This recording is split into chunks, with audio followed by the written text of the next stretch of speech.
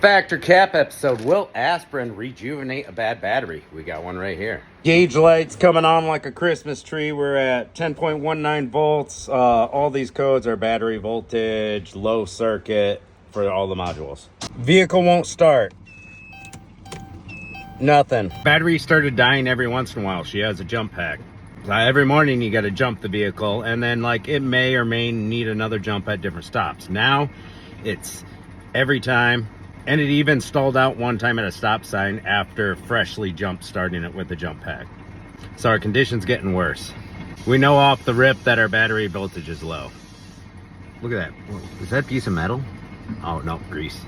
Let's jump it and check what the alternator's charging at before we go any further. Battery terminals are tight. Battery, only 3 years old, but you can see where it came from. Got my favorite jump pack, the Top Don. I think this is JS3000. This is my favorite one for jump starting vehicles. I've got favorite ones that I prefer for charging my phones, and then like I got the Auxito with the built-in air compressor, but for jump starting vehicles I like this one. It's got this like jumbo connector, and these are like seem pretty heavy duty and tight. They get a good grip on everything. Hold your power button. I was at 100%. Now that we're connected, we're at it shows a bar lower. Green means we're ready to go. Our polarity is correct. You can even hit the boost button. Now let's go ahead and start the vehicle. Starts right up. No lights on the dash at all with the jump pack connected. Let's check voltage. Grab the old Top Don battery tester right here. Check out this U-joint I just popped out. Can you tell where it was bad? Click, click, click. All right, let's go out to the van. Stop horsing off. As soon as you clip the Top Don tester to the positive and negative, it pops right off. Your volts are 13.61. And we can go to battery test, cranking test, charging test. Hit the old charging test here.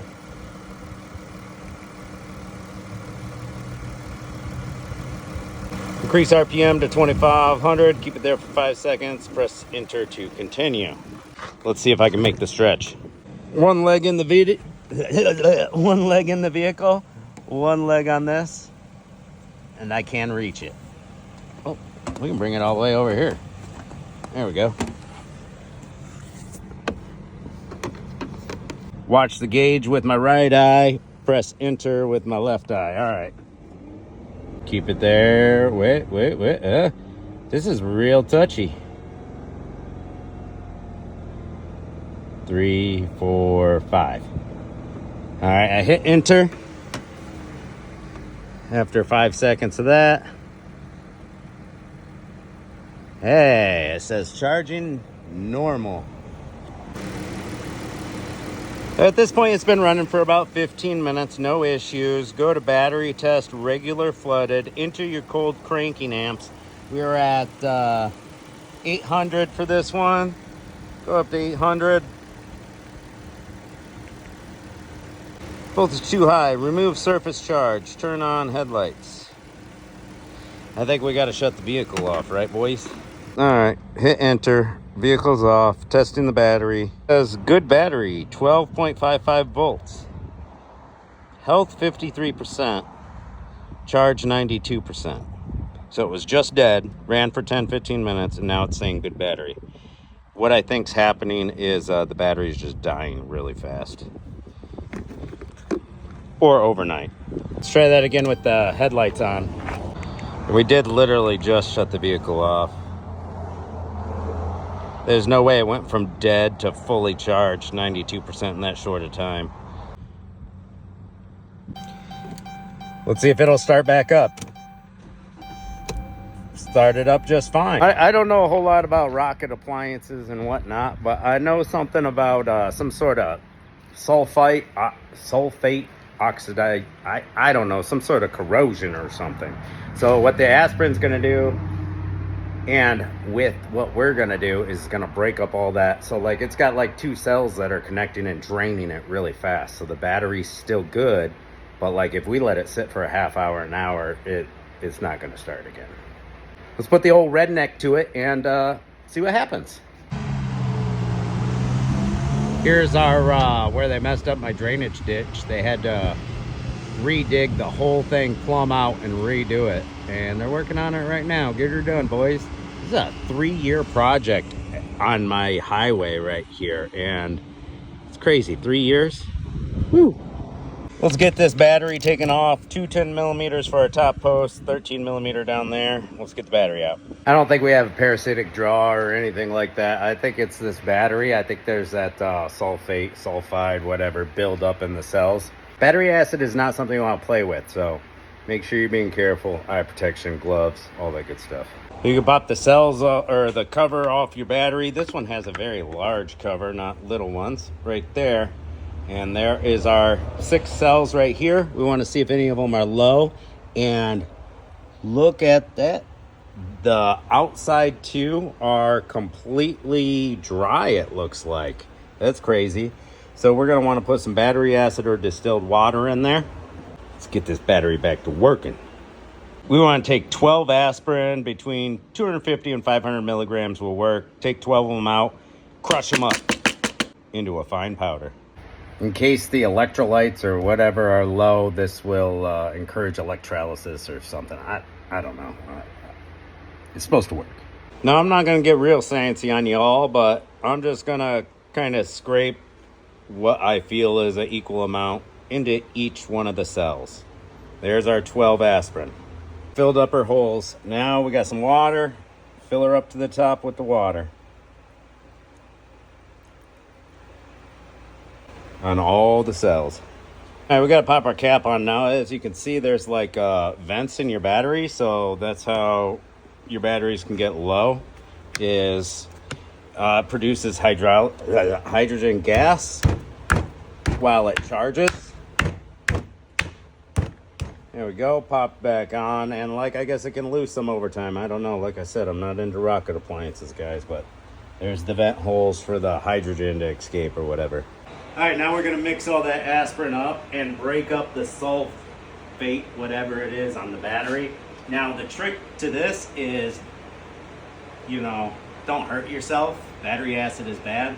We don't want to crack the plastic. We just need a couple smooth, straight drops. You hit it on the corner of the battery, you might crack it open. Mixing it up, breaking it up.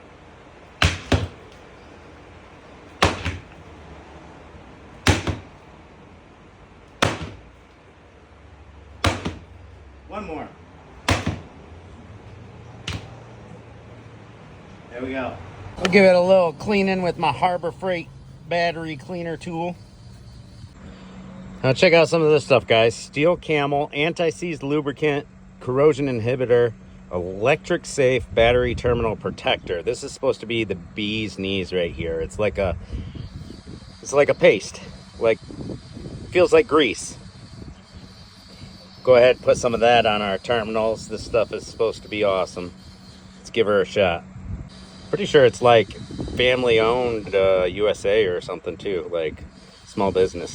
Damn Dodge terminals, look at that. Got it as tight as it can go. This is only the second battery, third time these have been removed. I don't know, maybe more times for maintenance, but yep, that clamps, that terminal's maxed out. Gave that clamp the old 1-2 with my smasheroo and got her tight again. Top down now shows it's at 10.43 volts. That doesn't seem too good. Power too low. Still gonna test. We got ourselves a self-draining battery here, guys. Now we get to charge it up again and see what happens before charging. Health, 1%. Looks like that aspirin didn't cure its headache. Those numbers aren't looking good, but maybe it's because we changed the capacity of the battery or something. Let's charge it up, see how it does. Try to start her up. Well, we have power, but not enough to start. It's clicking. All right, back to the jump pack. Got the top-down jump pack back on it. Let's start her up.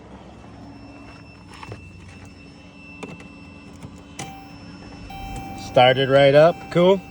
I'll let her charge for 15 minutes just like I did before, and then run the top down again. All right, I got my helper so that she can run it on 2,500 RPMs with the top down battery tester. Looks like our charging system is a little bit better now, 13.9. Let's go ahead and do our charging test again.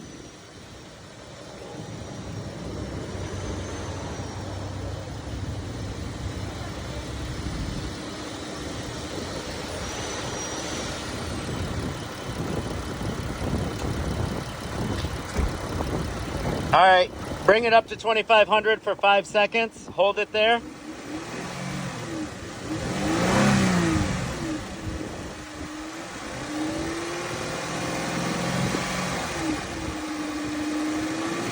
She can't do it. Good enough. Hold it there. All right, that's good. Good. All right, I think we're good on our charging system. I gave her the 15-minute idle time. We are at 12.29 volts. Sitting steady here. Car off. Battery test. Testing. Let's see if we have higher capacity now. That's what I'm interested in. Before it was at like 52% for the health or whatever. All right, we are at a 47% charge. So it seems like we gotta charge the battery or run the car more. And health 39%. So those numbers aren't as good, but it says good charging. So that's where we're at. Let's see if she starts back up. Starts up just fine. Lights on the dash are all off. Day one, battery's doing great in this van. I'm gonna wait a week before I even put out this video. Week checkup, make sure it's not dying at all. And if it does eventually die, I'll update you. They're finally putting the drain pipe in my driveway, the permanent solution. Pretty cool. Almost forgot to tell you guys, for the battery rejuvenation process, put it on a trickle charger or a pulse charger if you have it. That'll help clean off all that sulfate crap off of the plates, or however the heck it works. And I did not do that. That would be like another step I could do, and I probably should. 1 week follow-up. The vehicle has not failed to start a single time.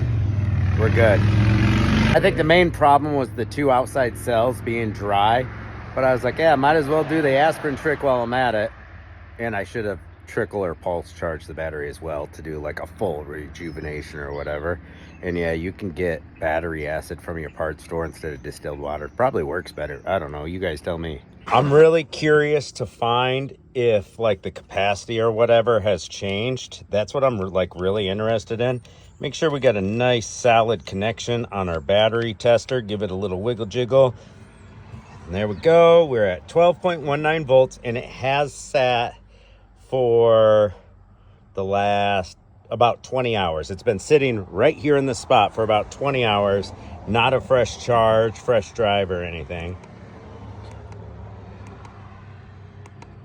We got to go back up to 800 here. All right, health is at 50% and charge is at 30%, it says. I was really expecting some like bigger numbers or something, but I guess the proof is in the pudding. It doesn't die anymore. Starts right up, no problems. All right, first start in 20 hours. Let's get it. Starts right up. We'll do a quick trip up and down the road and back and see if that health and that charge increases.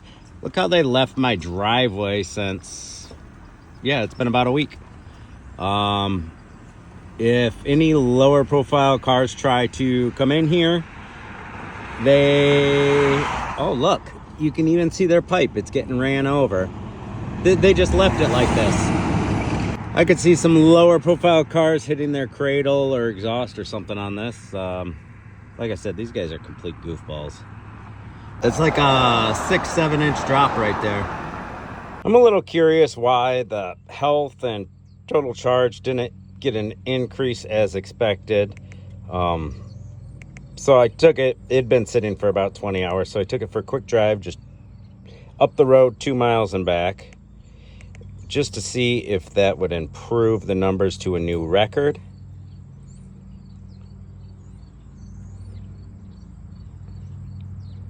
There we go. Health 52%, 97% on the charge. So we did increase we're still at 575 cold cranking amps. So we did get some improvement.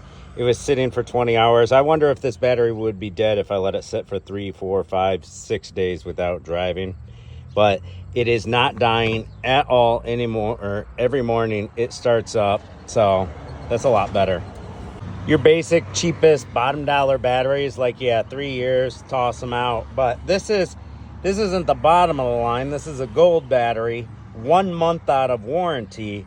It shouldn't be dying on you. And I think, the big thing was those 2 outside cells being empty was the problem. In summary, I'd say if you had a bottom dollar battery that was 3 years old, or a better battery that's 5, 6, 7, 8 years old, just go ahead and change the battery. But if it's a gold battery, better than bottom dollar, and it's 3 years old and you're having these issues, pop the top off, fill up your cells. That probably would have did it right there. And we went from a battery that needed to be jump started every single time to a battery that doesn't need no jump start at all. I think this would really help out some people who are struggling to get by. And the battery for that car, the cheapest one I saw was, I think, $158 plus tax or something like that. Battery prices have went up $20, $30, $40 per battery in the last, I would say, 6 to 9 months. Like, I've seen it because I buy batteries quite frequently for the shop. And yeah, I don't know what's going on in the industry, but they're on the rise. Maybe they've plateaued for now. We'll see. The slamming it on the ground, aspirin trick, pulsing it, trickle charging it, that's for when you have buildup on your cells and you need to break it off. It's like a self-draining, self-parasitic battery.